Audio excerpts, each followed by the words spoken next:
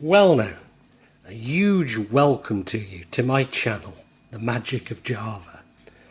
This is my fourth book in the series, and this is called The Phoenix and the Creatures of Darkness. Now I want to emphasise that this is a novel, and only a novel. Yes, it is based on real people, even some celebrities, and real events. But I need to apologise to you if you feel you've identified yourself, because that was never my intention. The intention is for this simply to be a novel, an entertainment for you. A new beginning, or cycles repeating. Some 2 weeks prior to Christmas, we walked down to the village on the market day, Pon. We bought tickets to Jakarta, despite me really not wanting to go, not least as I will need to wear a mask. And after nearly a year, there are still many restrictions and uncertainties. In fact, this is the real reason for not going back to Bali, as I have no desire whatsoever to spend a holiday under restrictions and wearing a mask. Indeed, it's the opposite of a holiday. Why would I swap my relative freedom up a mountain for constraints? Furthermore, without foreign visitors, those places in Bali which are open are those which are popular with the Balinese middle class. So Instagrammable locations, all surface and little substance, the sort of place I avoid like the plague. You see, all year long I endure listening to middle-class Indonesians asking Made, where's he from? What does he eat? Where does he work? Do I like Indonesia? Does he like Indonesia? Whilst I love going to Bali to speak to some fellow Westerners, just for a change. I knew that Maddie may not be returning with me, and we needed to sort something out about Widati's leg operation. I cannot say that I'm looking forward to travelling between Jakarta and Gunung Kidul, but somehow I feel the need to keep returning to Gunung Kidul and jobs in the garden. But the main reason is that I'm reminded of the times when I used to travel extensively to be away from Maddie. The first time was after my partner had thrown me out of my home, and so I was already committed to being with Maddie and live in Indonesia, but kept needing to going backwards and forwards until my residence was granted. I was deeply unhappy living in my old office, as all I wanted was to be with Maddie. The second time was after Maddie lost her mind, and I needed to keep returning to Jakarta to sort out some of the mess that our lives have become and provide assistance, what assistance I could, to the girls. Of the $8,000 I had grossly underestimated it'll cost to repair Widati's leg, I managed to collect $150.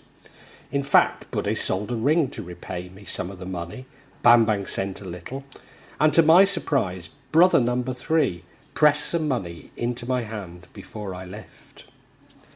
Give, even if you only have a little, Buddha.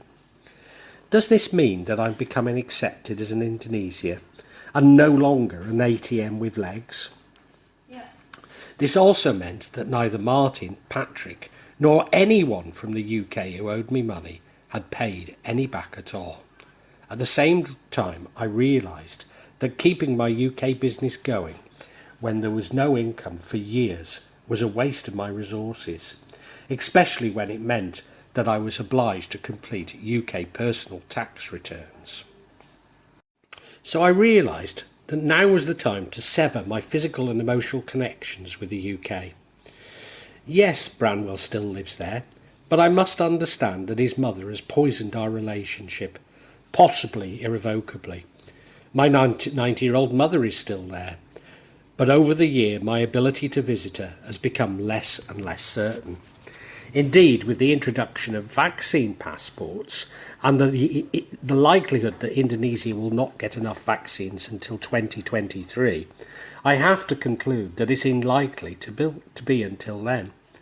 But the main problem I face is that should I be kept in the UK for any length of time, I would lose my Indonesian resident status and have to start the process all over again. A process that I no longer have the money to begin again.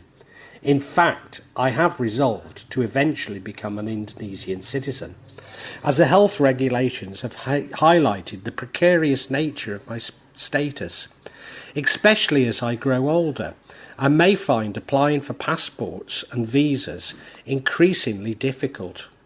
All of this is really me letting go to the psychopathic abuse that I endured for so long and reclaiming my life. I should add that it's entirely consistent with the tarot readings I've been listening to on YouTube, all are pointing to major upheavals and new beginnings. A blessing in disguise. But if I keep seeing it as a repeat of those depressing cycles, then this will also be self-fulfilling. I have in the past risen to such challenges, but I now feel somewhat punch-drunk. But I must let go, as in letting go, I'm letting go of the victim and my past, and can once again truly live for the current. Before we left the mountain, the Duncan brothers' youngest daughter, the one who was married some 11 months ago, had been taken to hospital with complications to her pregnancy. She miscarried, and the doctors seemed particularly keen to blame it on the flu, but gave up when it was obvious that there was no way to link her to the infection. I, however, have to wonder if it is related to the Duncan's activities. I've now been praying for him and his family for nearly a year, but I get the impression that if I am having any effect, it is more like he is becoming more committed to his dark arts. Mas Purwa's problems persist. His daughter's new boyfriend is not only related to her ex-husband, but it would seem also a budding preman. The husband is threatening to kill Mas Purwa should she marry the relative, and Mas Purwa is considering leaving the Desa and his problems behind. After all they have endured, I feel powerless to help. Through my tarot, I had encouraged Mas Purwa's daughter, believing that she needed to heal from her failed marriage. I had no idea that many around me had already written her off as a bad lot. Not much time had passed since writing this, and she asked Maddie's advice, and is coming round to talk further with Maddie, but appears to respect Maddie's advice, as does everyone I know, except my mother.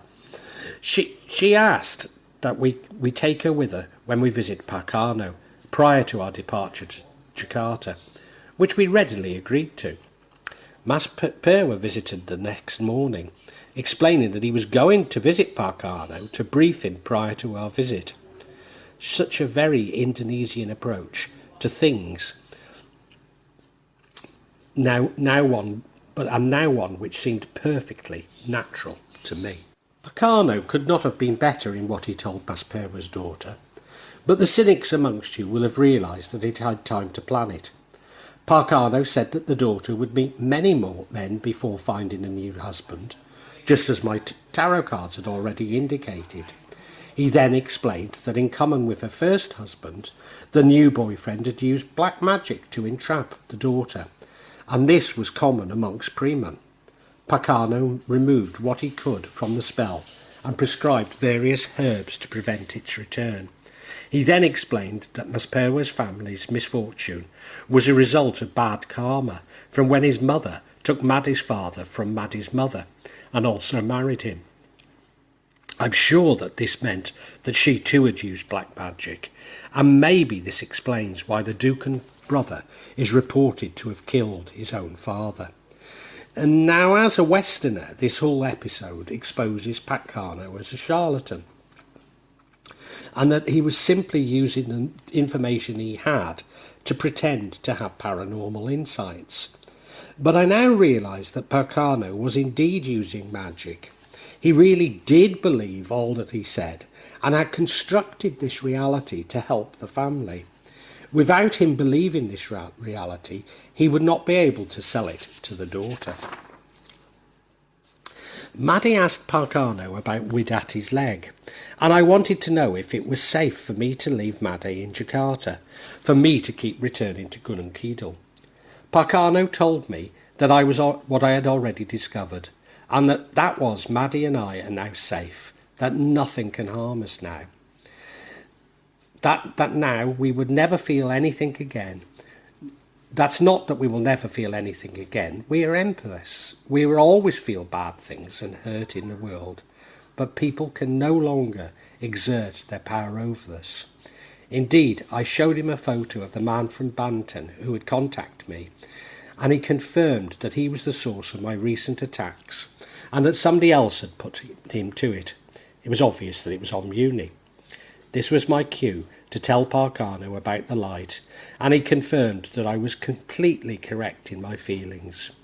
When he placed his hand above mine, I sent light to him, and he explained that yes, this was the telepathy. So finally I've cracked the code that's eluded me from so long. I know to walk tall in the world with my light, and that darkness cannot penetrate light, but if required, light can penetrate darkness. There is no fear for one whose mind is not filled with desires. Buddha. But managed to expel everything in the morning with 3 big poos. I meditated once again, and again I was immersed within the light. A few malicious spirits left with each door I opened, but they were nothing. On the altar there were some broken shackles and a book that I had seen before. Eventually it came to me that this was a reference to what I had always suspected, and that was that my Liverpool family had in some way been involved in the slave trade. My main reasoning is that I own a book written by an ancestor in Barbados on double entry bookkeeping. So it's only a suspicion, no more. This would mean that my years of bad luck were karma for the role of my ancestors, and this made complete sense to me. It certainly would explain the extreme effects of racism that I've endured since moving to Indonesia. Indeed, what I see as exclusive to me as a result of my ego is really the world simply destroying hubris, and when transposed onto world events, it is really positive. On arrival in Jakarta, Maddie and I found a home to completely be free of malevolence. There was a lightness about it that I've not felt in a very long time. Having said that, Widati was self-isolating, as one of her friends has the flu. Or could the real reason be that she believes everything she sees on the TV and social media? And needless to say, Widati insisted on a flu test. But there are so many people panicking in Jakarta, it'll take a few days for the results, which would prevent many people from visiting Bali for Christmas. I don't know why Widati or the others bothered, as at night time the police are grabbing people in roadblocks and forcing them to take the tests. Widati's test results came back a day early and was negative, so we could celebrate Christmas and the New Year. After all, unlike people in London, the southeast of England and Wales this year, it also meant that having been in Jakarta for 4 days, Widati finally allowed me to give her a cuddle. As the health crisis continued, even Widati became dubious. Titi's breathing problems returned, and a doctor told her that she had to visit one of the hospitals, which was conducting tests for the flu. But Widati knew that everyone who was sent to this hospital was being diagnosed with the flu. Maybe not so different to many parts of the world, except that for each part of the process I must pay. So I'd be paying for an incorrect diagnosis, which would have resulted, at very least, in Widati and Titi being quarantined. Whereas in the past, Maddie and I had seen TT's breathing problems as evidence of black magic. I am now refining my opinion, not least as having asthma in one of the world's most polluted cities is hardly unlikely. Now, asthma is a part of the body's immune response, along with rheumatism, so it's much more likely that knowledge of black magic creates stress, which leads to this response. I also read Widati's tarot cards, and it was obvious that she was troubled by something, but not totally obvious to me what. Widati always keeps things to herself, but the tarot appeared to hit a nerve. Maddie immediately spotted that Widati was concerned, that her boyfriend did not appear to be in any hurry to marry her, and as always this made perfect sense, not least as TT complained, and we had observed that Widati had become very short-tempered and was always telling TT off. The lightness didn't last, and Maddie and I found ourselves fighting malevolence once again. However, we both know exactly what was happening and how to cope with it. This is the truth about dealing with deterring black magic attack. We do not fight the darkness with darkness, but find and embrace the light. It requires immense patience, and you may never be fully rid of the effects, but you learn to live with them. If you cannot, or you will not find the light, then you become a bit victim of fate, moving from the elation of battles won to the despair of battles lost, living in fear and hatred. It is this fear and hatred and the acquiescence of fate that are the most destructive effects of black magic. I return to contemplating world events and how psychopathy appears to have destroyed our every institution.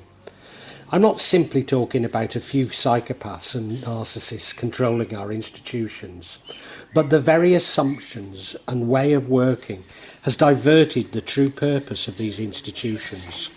I recall how I witnessed these assumptions destroying central and local government bodies within the UK's northern cities. How those charged with supporting the underprivileged, the casualties of the capitalist system, began to call their users clients and ultimately to hate them. How health and care became the perpetrators of illness and neglect. The plight of my father and Branwell being personal experiences that have been played out all over the UK and probably the world. These are not personal tragedies. No, they're part of a process to totally disenfranchise and those disrespect, unwilling or unable to compete for resources. Perhaps the greatest metaphor is how Fabian public pride in public conveniences gave way to private litter forces targeting the most vulnerable, including Branwell, using the most clandestine and underhand means. As world events are now playing out, these psychopathic assumptions are becoming all too apparent to me. But so too is the observation that I'm not alone in spotting this. Those in power no longer attempt to hide their corruption and even gloat in their actions, believing that their ill-gotten gains make them superior to those not in a position to abuse their power. But it goes even further than this. Isn't materialist science, even those parts of science which challenge the assumptions of materialist science, such as quantum physics, still completely left brain, relying on the scientific method and maths as gold standards? Ironic that gold standards were dispensed with a long time ago, and as we approach digital currencies will become an interesting historical nuance. Perhaps I'm arguing that is most apparent within economics. And why aren't I surprised? Economics is based on Gordon Gekko's phrase, greed is good.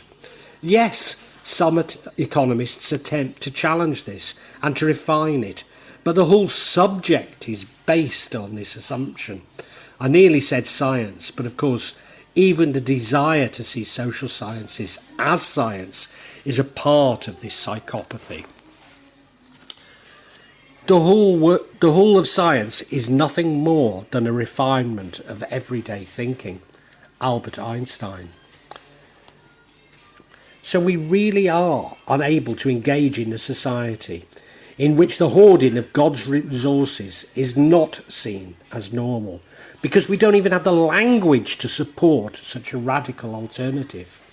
Particularly in the US, but increasingly across the world, authoritarian tyranny is now called communism, regardless of the ownership of production. In previous episodes, I said that making money was easy. You just had to be more ruthless than the next man. But what I meant was, you must be prepared to lie and cheat, as narcissists instinctively do.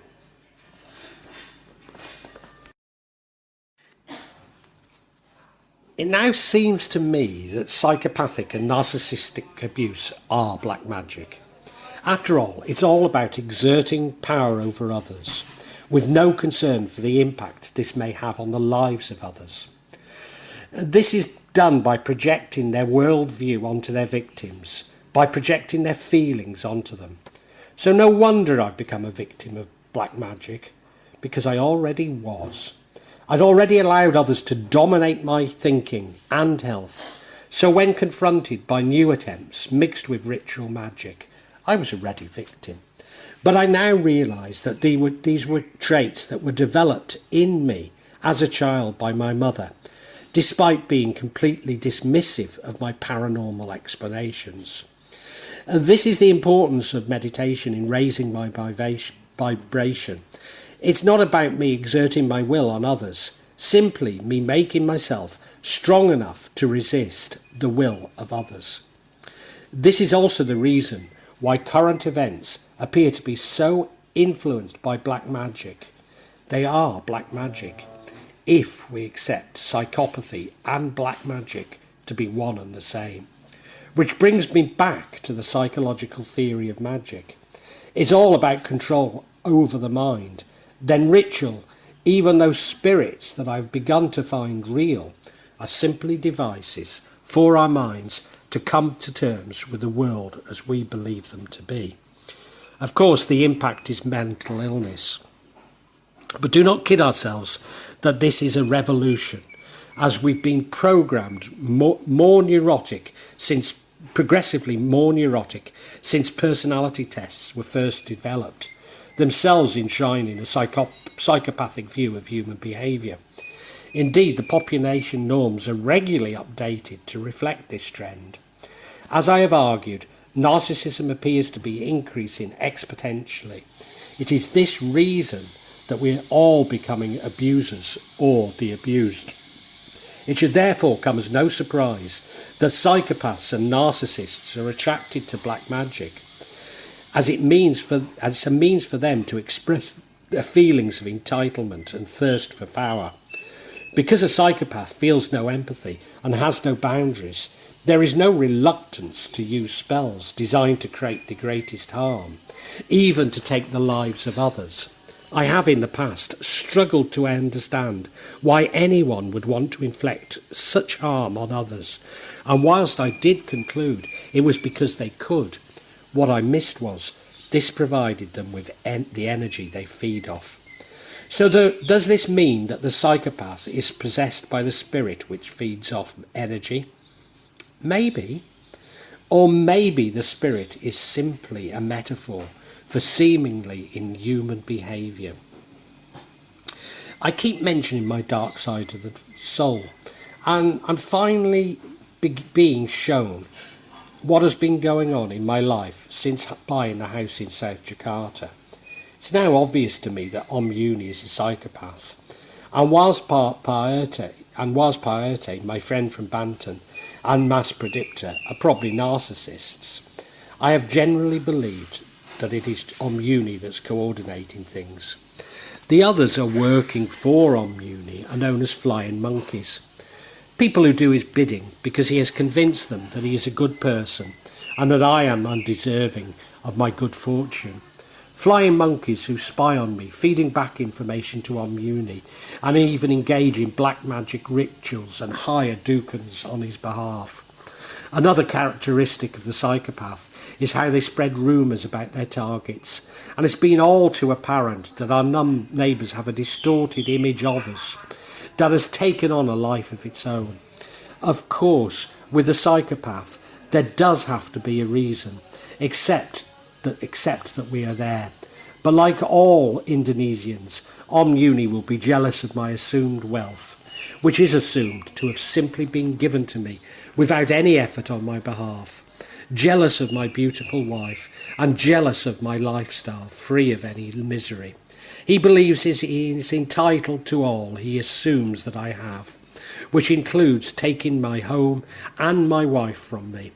But as always, I knew these were secondary motives, as he hates what he believes me to be to such a degree that he will always need to feed from me. Narcissists are jealous of others getting attention over them, and of course I get lots of attention, being the only bulle in the kampong, albeit unwanted. But then narcissists are jealous of normal, authentic people, simply because they're normal, which also explains so much to me about Indonesia, or at least what I had presumed to be the Indonesian character. Narcissists are jealous of love because they can never experience it, and therefore seek to destroy it so nobody can experience it. Maybe this is at the heart of black magic, that the psychopath needs to exert control over others to impose their worldview on them. Although Uni is playing a game, he is playing a game with himself. I'm simply the ball, not the opponent. Whilst moving to Gunung Kidul was the best thing we could have done, it will simply have enraged Uni, making him more determined to harm us. So he really was the ultimate source of our recent problems. That we have found a new way to deal with these attacks will only further enrage him, and far from encouraging him to stop, will only encourage him more. Although maybe his flying monkeys will give up, meaning that he needed to re-enlist my friend from Banten. We were always told that overcoming black magic attacks would take immense patience, and that's why. For they will never end, but we will simply learn to live with them. Will Uni overstretch himself as I once believed? Well, maybe that's already happening, as he's so consumed by jealousy and in wanting to harm me that he'll have ruined his own life and that of his family. So the spirits he sent to me, returning to him, well, maybe that's no matter more than a metaphor for the torment he is creating for himself and his family through his obsession. Then my release from his control is about me reasserting my authentic worldview, firstly on myself, but then on my universe, including Uni himself. Some 2 weeks after our return to Jakarta, Maddie heard Barney, so they're not in solo and simply hiding in their home. The occasion was itself somewhat strange. Another neighbour, whom we really hadn't spoken to, spotted Maddie and she invited him into our home. Whilst his agenda wasn't clear, as soon as she heard Barney, he scurried home as though he had some way been frightened of her. In the past, I would have interpreted this as him having been sent by Uni to either spy on us or put something in our home. But I now wonder if our neighbour sees us as able to fight and help the fight, black magic originating from Uni's home. Then, another 2 weeks later, and a further piece of the puzzle came out. Maddie was chatting with Andy, who had confided in her that he no longer wanted anything to do with his brother-in-law and sister-in-law, Pa and Ibu Erte. It would seem that Pa Erte had abused his relationship with Andy when living with him. As Pa Erte is still the Erte for the kampong, and therefore still needs to visit, he often arrives late at Andy's house, wanting somewhere to stay. But Andy says that he often doesn't open the door, forcing Pa Erte to sleep in the kampong office. Now that we're already aware of some dissatisfaction with Pa Erte in the kampong, but his own brother-in-law, now the kampong is a very different place to some 3 years ago when we fled it. Maybe it is wishful thinking to believe that people realise that the reign of terror imposed on them by piety, but beginning with Uni, is coming to an end, and that Maddie and I are heroes of this battle. But that's how it feels. Of course, the revelations I'm now having about narcissists are far-reaching. It would seem that not only have psychopaths and narcissists taken over almost every senior politician in our every institution, but that our every institution has been affected by their way of thinking. By illustration, if we think of financial services, everything is short-term. There is no concern for the longer-term effect on humanity. Truth has been dispensed with, and everything is about image. Does this mean that everyone in every institution is a narcissist? Of course not. But narcissist leaders impose a collective thinking on their conforming flying monkeys. You might argue that such collective thinking has been encouraged and encouraged by economic theory, but it goes much further. All of materialist science has reinforced the assumptions of psychopaths. This produces the imperative thinking of right and wrong, an idealised view of themselves as evangelists attempt to impose their brand of religion. Even in popular culture, our very concept of love is a manipulative love, about the highs and lows which feed the narcissist. Worse still, if we react to the injustice, the social movements themselves are likely to become infected by narcissism, as Jürgen Habermas has argued. The scientific faith in a science that will one day not only fulfill but eliminate personal self-conception for objectifying self-description is not science, but a bad philosophy. So is there no hope for humanity? Well, not unless we begin afresh, tearing down the institutions, cultures, science. Before and when I became a business academic, I read many books on business leadership and entrepreneurship. These painted a picture of business from the viewpoint of the narcissist and the elevated traits of the narcissist as being the very traits that business leaders should emulate, especially risk-taking. That the alpha male was not a description of social structure of some apes, which marks them from humans, nor indeed of a psychopath, but a useful model for business leadership. The concept of the alpha male and what we can learn from the jungle being a social Darwinism for readers of The Economists. To my regret, I brought such ideas into my own business. Yes, I tried to follow a different path, a more compassionate path, especially towards those I employed. But when times got tough, all I could fall back on was the narcissist view of the world. It is this that is so destructive to us all. We're all guilty in having fallen for the narcissist view of what business is and should be like, and with it about human nature. That is what the childlike joy of creating something, why the childlike joy of creating something has been lost from every job, and why the employment contract is now all about fee, with no room for alternative options. Even employment legislation designed to make the lives of workers better simply enshrines the patterns of power and control, the strong and the weak, obligations and control, while most of us have a worldview that is far more cooperative and compassionate. Like me, when times are tough, we fall back on these controlling assumptions.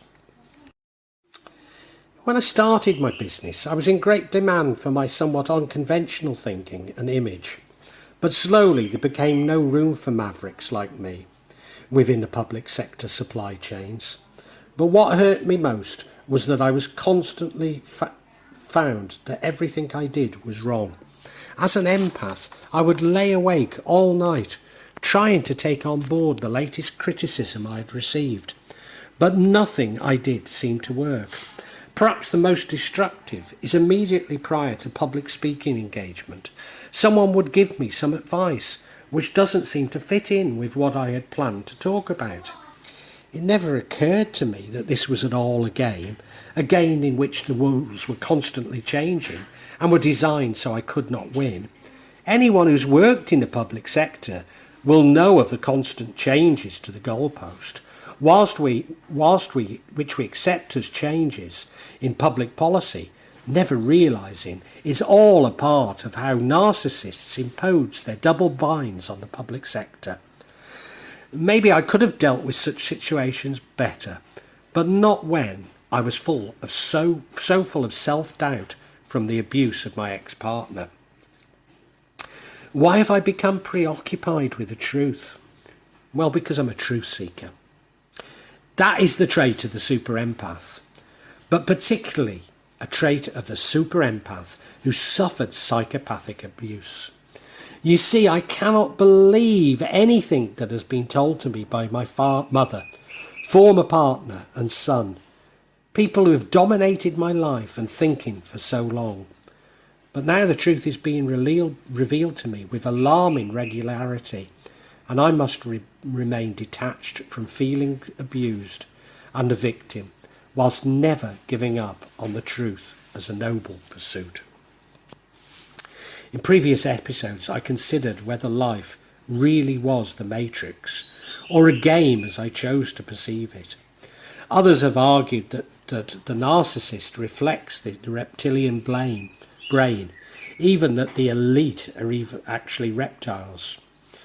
Well, it could be that narcissists and psychopaths are really avatars to prevent us from returning to God's love, as they are like obstacles within a game, an obstacle which keeps you at a certain point and cannot proceed until you have found a solution.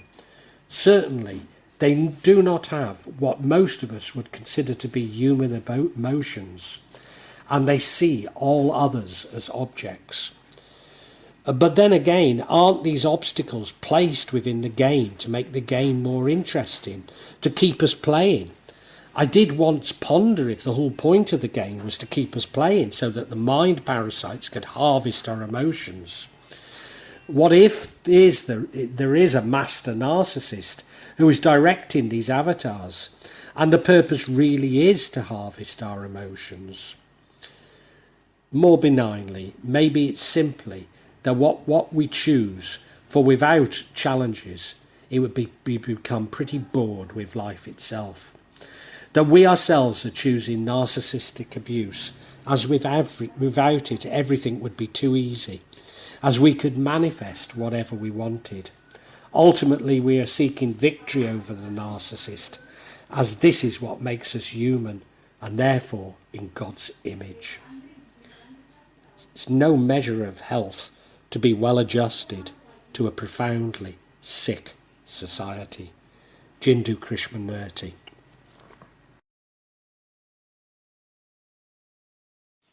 Maddie began to experience rheumatism for the first time, and I was reminded of how I really had suffered some 4 years ago, and it was believed to indicate that I was a victim of black magic. And now I'm not writing off this theory.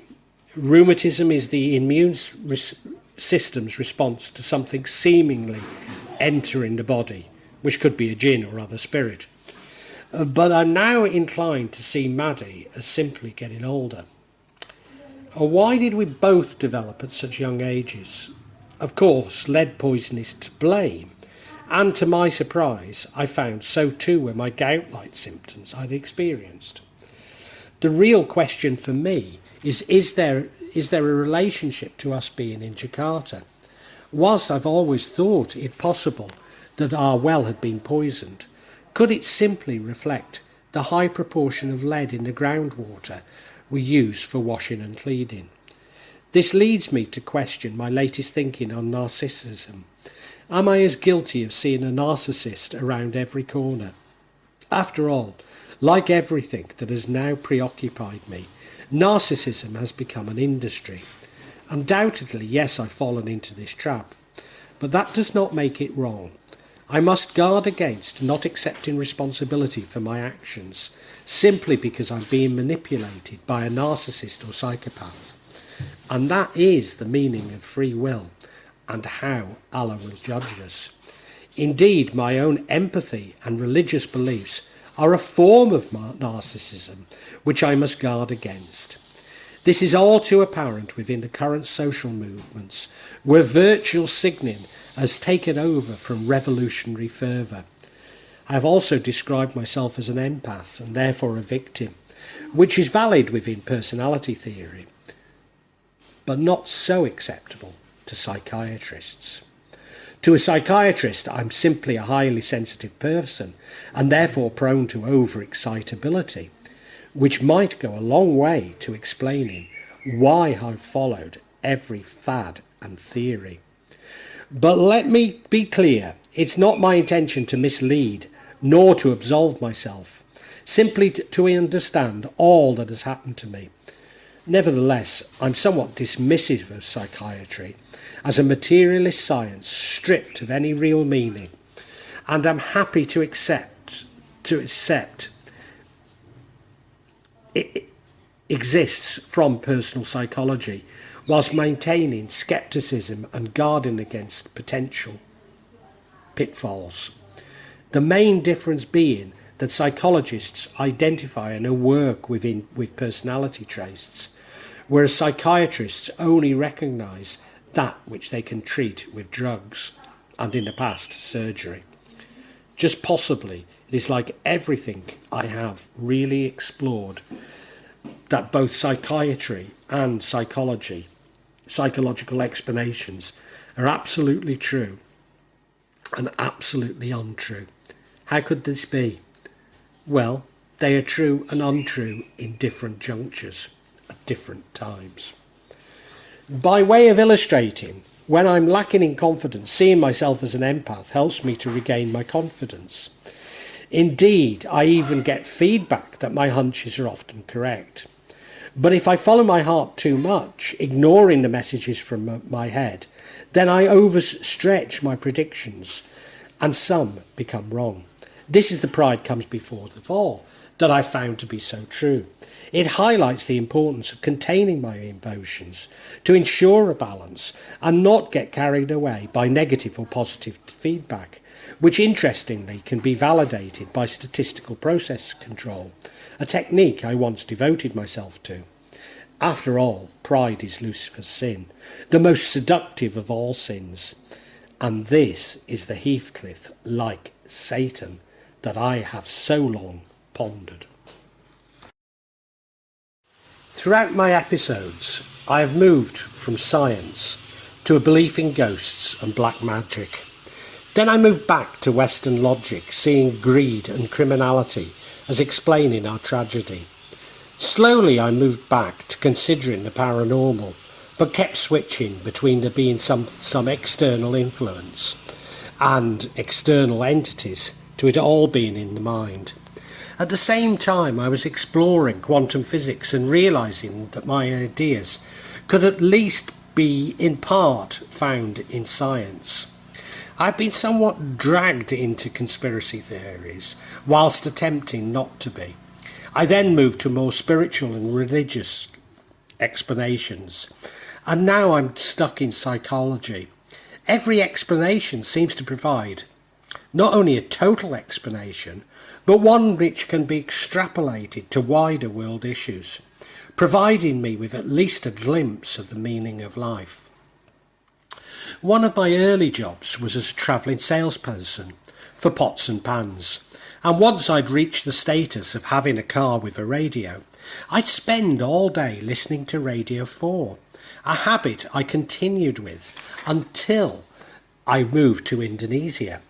I say until I moved to Indonesia, but at first I could access the BBC on TV, and later it was replaced by Al Jazeera. Now I no longer watch TV at all, and it's been replaced by YouTube. Undoubtedly, YouTube has influenced my pursuit of quantum physics, conspiracy theories, and now narcissism as providing answers. But all that has happened is that I have replaced the hegemony of Radio 4 with a new and, yes, potentially more dangerous influence. We seldom realise, for example, that our most private thoughts and emotions are not actually our own, for we think in terms of language and images which we did not invent, but were given to us by our society. Alan Watts. Long ago I realised that we create our environment from our thoughts. Well, doesn't this explain why every whim that I followed appears to offer a total solution to all that's happening around me? This is the reason why everyone is so sure of their beliefs, because the experience that they create is from their beliefs. Their belief goes to confirm them and to filter out that which contradicts. Just as I went to my first economics class and was taught that everything is economics. Oh well, if what we believe forms our world, then yes, everything is about everything. The universe gives birth to consciousness, and consciousness gives birth to meaning, to the universe. John Archibald Wheeler. Over a month passed, and Maddie and I had felt nothing in Jakarta. Indeed, there was a welcome lightness to our minds and bodies. I started to explore the darkness, those parts of the universe where the light only penetrated, if I brought it there. There was this was not some macabre experiment, nor a desire to explore the left-hand path. No, simply a recognition that all knowledge is partial and lacking unless it is aware of the opposite pole. About the same time I developed a degree of constipation once more.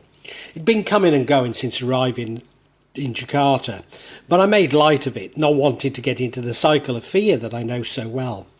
In fact, things were subtle. It was not a feeling of being totally blocked, and intermittently I was able to expel small, round poos. Maddie told me that there was a smell of a dead man in our bedroom. I was not aware of it, but Maddie in the past had smelt death in our home, normally a female. Later she confessed to me that she was feeling very hot, but when I tried to remove the spirit I was not aware of anything, although that night I had apparently cried out in my sleep. Nothing like Maddie, whose nightmares were returning, but still nothing to get worried about. Maddie also placed my water on a chair next to my bed, rather than on the floor. Apparently, Widati had said that jinns can enter water if they're left on the floor. Now, it's not my intention to frighten the reader, but there is some truth in this assertion. But what is remarkable is that it was disbelieving Widati who mentioned it to her mother, and her mother was clearly somewhat troubled by it as she believed it. Despite not experiencing the same as Maddie, I felt very minor arthritis. Nothing like that I'd felt in Gunung Kidul, nor indeed in this house in Jakarta prior to us fleeing it. The next morning I was able to go to the toilet completely normally and felt a great relief that something had been expelled from my body. As I sat on the toilet, it became apparent to me that the spirit had not been sent, or at least not recently. No, it felt as though we were in some way disturbed of a spirit by our presence, and it was making itself known to us. I also knew that the light was the way to work with everything, and indeed anything, and I needed not to understand it, simply to use the light. Only the following day I heard that constipation was associated with dehydration. Now, I had recently become aware that I was dehydrated as I was experiencing pains in my kidneys. Dehydration would at least partially explain mine and Maddie's joint pains. Surely the explanation for all our sensations from the paranormal isn't simply due to a lack of water. Then, whilst dehydration would not be uncommon in Indonesia, why would we experience it more severely in Jakarta than in Gunung Kidul, especially as Gunung Kidul in the dry season is bone dry? Well, that concludes this chapter from my fourth book, The Phoenix and the Creatures of Darkness. And it's actually the final in this series of books. I'm not saying I won't write another book, but I feel this series is now complete. I really hoped you enjoyed it. And now I'm going to add a new chapter every week to this book. So if you want to hear about it, subscribe and hit the bell. Now, I'm not doing particularly well with these eBay, YouTube algorithms. So if you could hit the like button and make some comments, I think it helps me.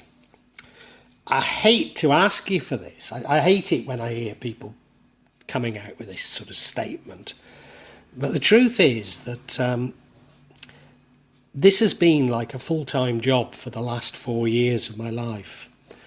And I'm still a long way off from receiving any money whatsoever for it.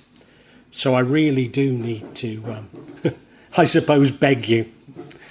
Subscribe, like, make comments. And thank you very much. Thanks.